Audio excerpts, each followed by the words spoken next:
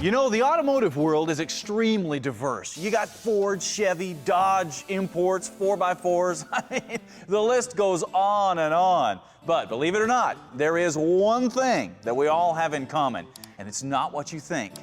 Check it out.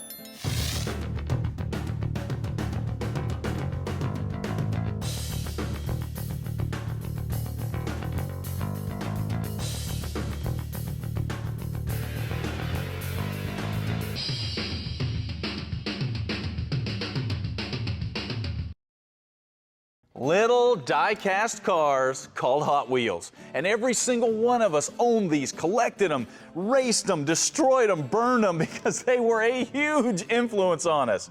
But where did they come from? Who dreamed these things up? Well, to tell that story, we're going to have to roll back the clock a little bit.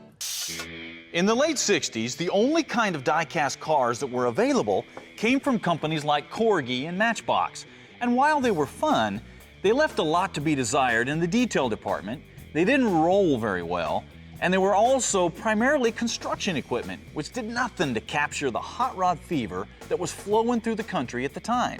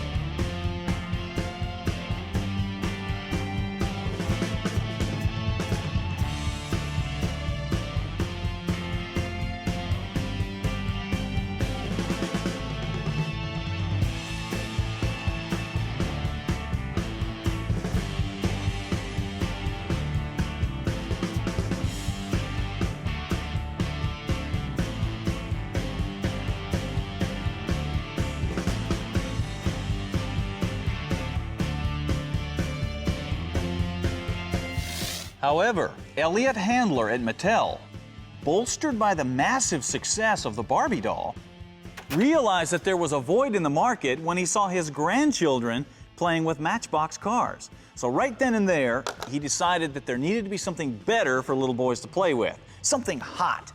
So the goal was set to build the fastest metal cars in the world, to not only plug into the hot rod scene, but also give kids something that they could really play with. With that goal in mind, special wheels were designed that used music wire for an axle.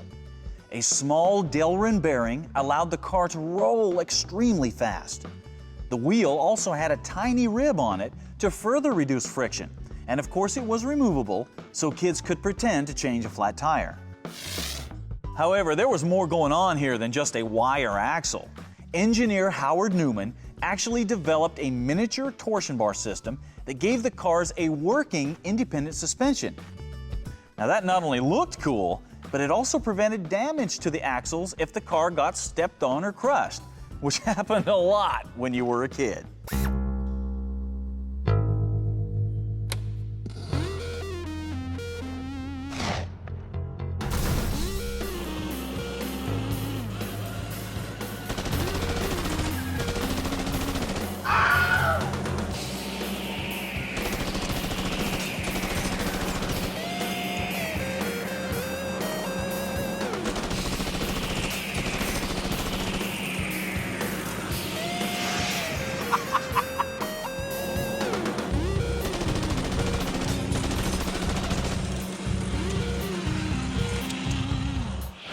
At this point, they were dubbed Hot Wheels, to not only put emphasis on those unique wheels and that suspension system, but also just how fast these little suckers were going to be.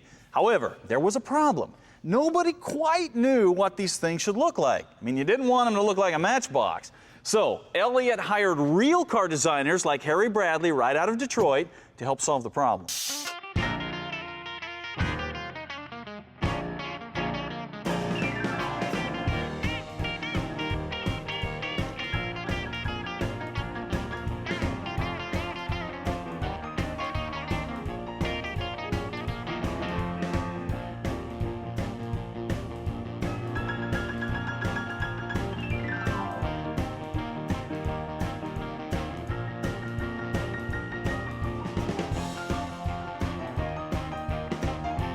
When Harry rolled into Mattel, driving his customized 64 El Camino, Elliott knew that they had found the look that they wanted.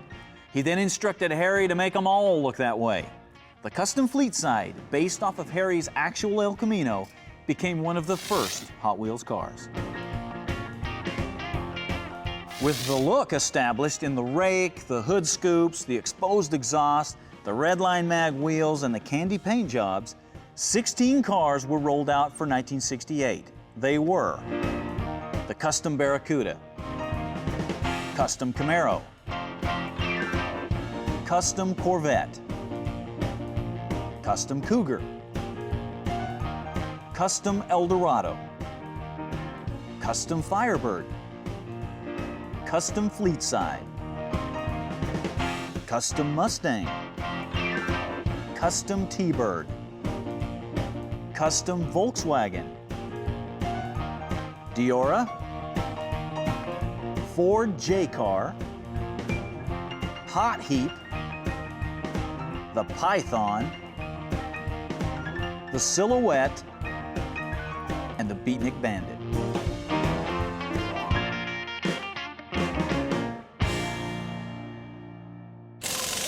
So, do you recognize some of those? Did you have some of them? Yeah, I bet you did. No matter how old you are, I bet you owned some of those cars, had them in your toy box over the years. Because when those cars came out, people went crazy. The demand for Hot Wheels cars was 7 times what Mattel was expecting, because nothing looked like them, nothing rolled like them. But if that would have been all there was to it, they wouldn't have lasted very long.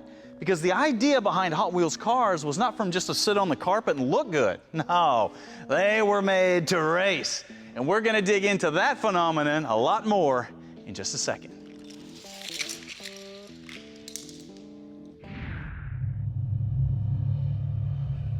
If you like cars, if you like coffee, you're gonna love Gearz coffee cars. Because in each pack, you'll find a special blend of rich, robust coffee to get your blood pumping, as well as a collectible cartoon sticker and matching photo card of some of the wildest vehicles Stacey has built or featured over the years. Collect the whole series and be sure to keep an eye out for the ultra-rare Strange Brew card that are added to random packages to keep things interesting. It's Gearz coffee cars, the best bean on the car scene.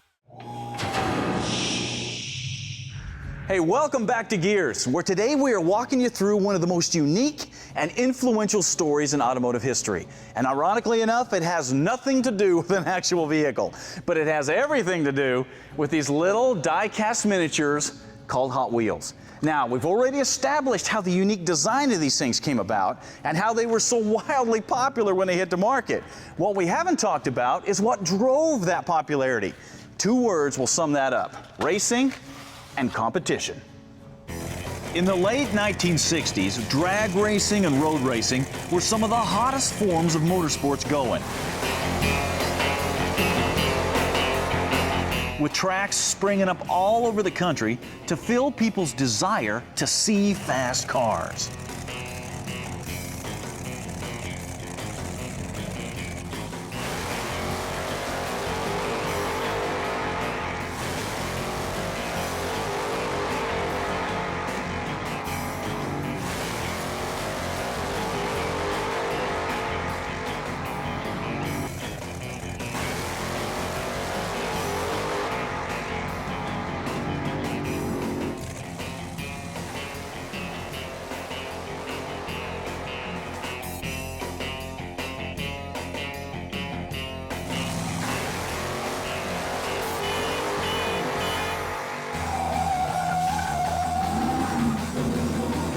With the muscle car wars in full swing and Detroit kicking out powerful street cars that anybody could own,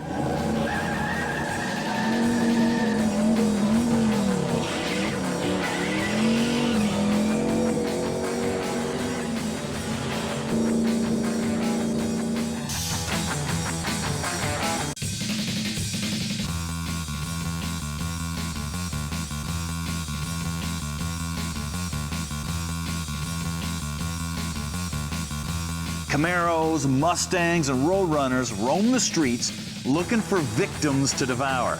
Yeah, the whole country had gone crazy for fast cars.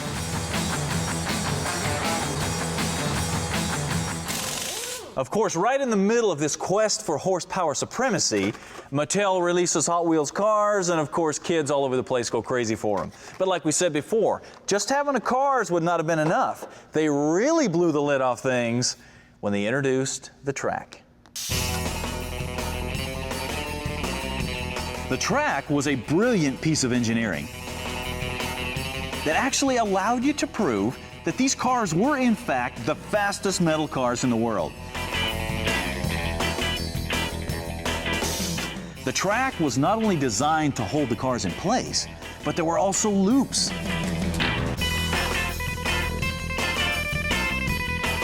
And jumps that were available to make these cars do things that kids had never seen before.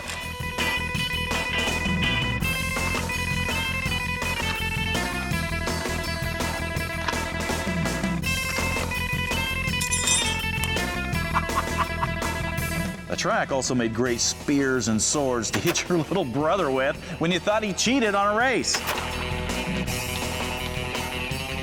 Of course, when the Snake and Mongoose drag race set came out, with its flip-top funny cars and parachutes and everything, kids all over the neighborhood would get together at least 3 times a week to see who had the fastest cars.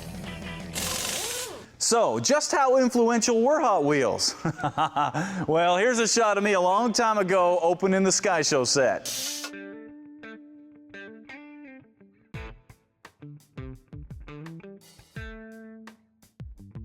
And believe it or not, that is exactly the same car that came out of the set. And the fact that it looks just a little bit like Copperhead is probably more than a coincidence. Yep. We have all been influenced by Hot Wheels over the years, whether we realize it or not. And because of that, it's only fitting that if I'm building a hot rod here that's supposed to look like something hot running down the street in the late 60s, well, Hot Wheels and die-cast have got to be a part of it. Just how they're going to be part of it, you're just going to have to wait and see.